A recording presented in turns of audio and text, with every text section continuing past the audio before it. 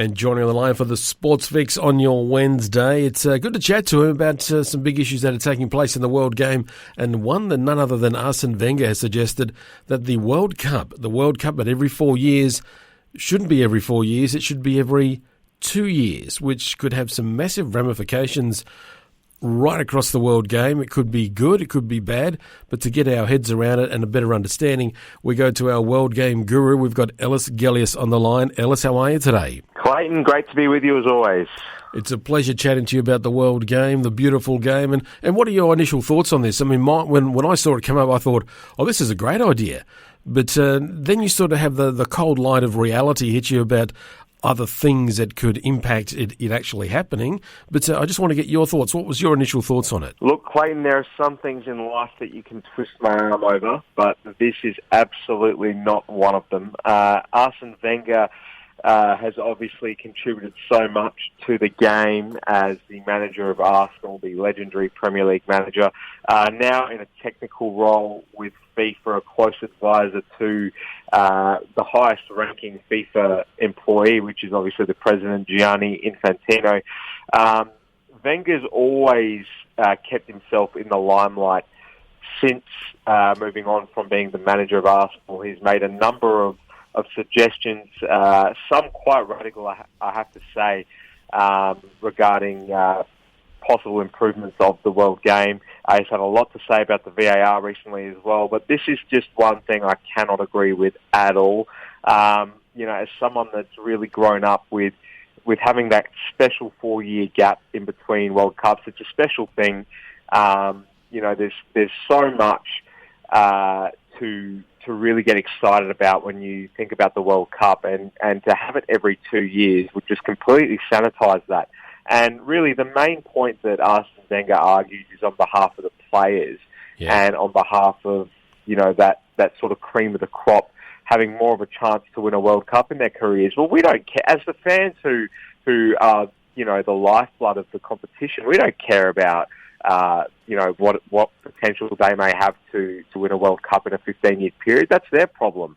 This is a spectacle that's for the fans. It unites the world. There's so much diversity in this 1 month that the competition is showcased, and to suddenly say, oh no, we're going to strip it back, and every other sort of competition that fulfills our satisfaction in the meantime is going to go, and we're just going to suddenly do it every 2 years, is quite radical, and I don't think it's really going to get anywhere. And I think Arsene Wenger should probably consider how regularly he needs to come out and make these kinds of suggestions from now on, because this is a really average one, in my opinion.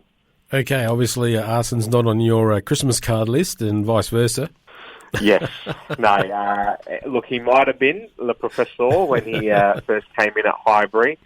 Purely from a neutral perspective, obviously he did so much, changed the game, changed the way to play, changed the diets that players had at the time, really was the pioneer of looking at how to improve football as a product beyond what takes place on the pitch. But I've got to say, since he moved on from Arsenal back in 2017 or 18, whenever it was, I just think he's gone on to make a number of really radical statements about what should happen with various rule changes, and I just think, look, Arsene, stick to your remit, and when it's really needed and when a conversation really has to happen about bringing the World Cup forward every 2 years, then maybe we'll invite you back to the table. But I certainly don't expect in my lifetime that conversation will need to take place. But then again, Clayton, we have seen that Gianni Infantino is a bit of a reformist.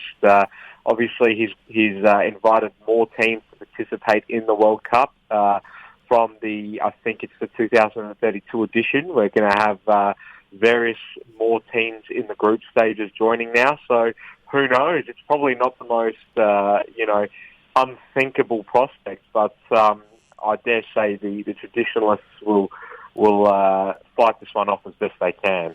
I tend to agree with you in that respect, but when I first saw it, I thought, to me, I love the idea because it means I get to see the World Cup every 2 years and not every 4. So I'm looking at it from that perspective.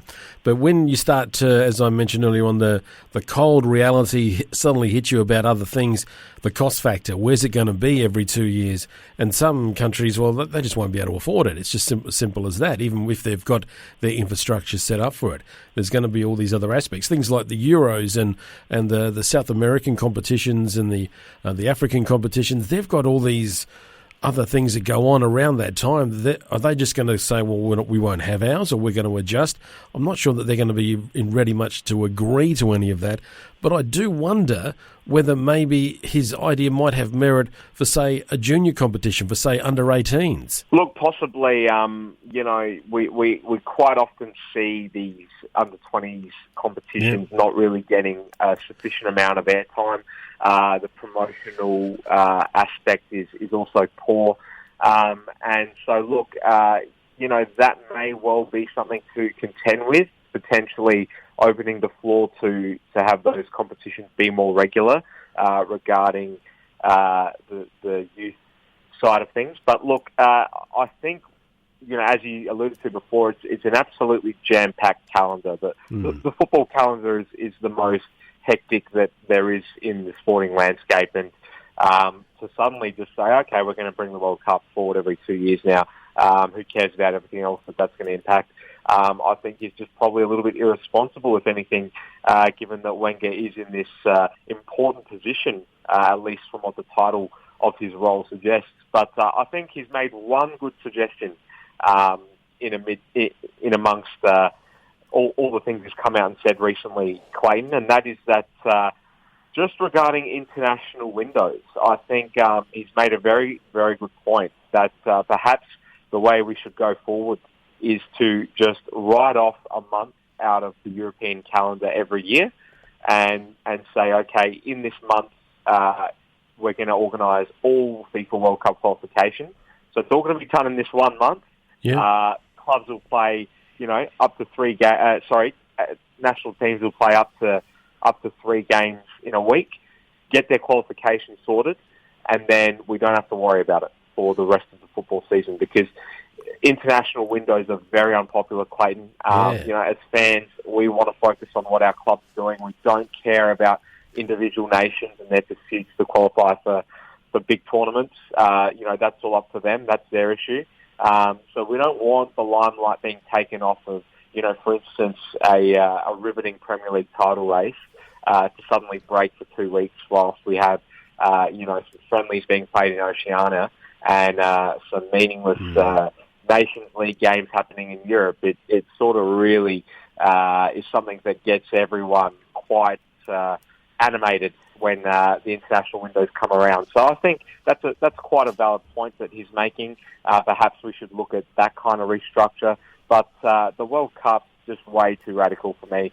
It's so special that we have 4 years to wait for every World Cup. It's obviously something that brings the world together.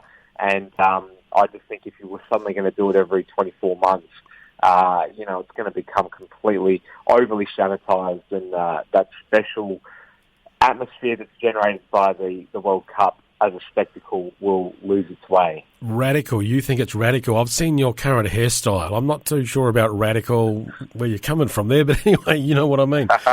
I'm just wondering, knowing what we know about Arsene Wenger, I'm wondering if he's doing this as that idea of just having the month off to have all those competitions. I'm wondering if that's really his whole idea for that to happen. And by putting this World Cup every 2 years, that gets people talking about it. And then when he slips the other idea through, they go, oh, yeah, that's a much better idea. We'll go with that. I'm just wondering whether he's being a very tactical, still strategic kind of guy in getting his point across. What do you think of that? Well, there could well be some merit in what you're suggesting there, because he's the master of mind games, isn't he? Going back, 15, 10 years ago, obviously the rivalries with Jose Mourinho, Wenger would love sniping in his subtle sort of French ways during a press conference. And I just think, at the end of the day, he's making a pretty blanket statement.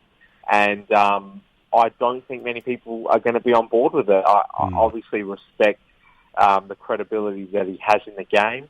But for me, I think he may be past his use-by date, Clayton. I've got to say. I mean, so some of the rule changes he suggested are a little bit complicated, I've got to say. And, so he's not short of coming up with something right out of left field. And I think that's what's been demonstrated here again with his latest suggestions. Perhaps he's spending too much time at his winery enjoying the product, and that might be where some of these ideas are coming from. Who knows? Just not suggesting anything, but just wondering, as we do. All right, Ellis. Maybe so. We know he enjoyed a expensive drop back when he had his London penthouse in the prime of his Arsenal career. Yes, he certainly did. All right, Ellis, thanks for that. And we'll catch you again on the Sports Show this Friday. You'll be looking at an EPL preview, no doubt? Yes, always a lot to mull over with the gents there in the studio on a Friday, and plenty of stuff happening in the A-League as well. It's been a drama-filled week that we've seen, so we'll be previewing that as well as always, and talking about all the latest polarising issues in sport. All right, thanks, Ellis. I will look forward to hearing what you've got to say on Friday on the Sports Show, but thanks for joining us today. Thank you so much for having me, Clayton.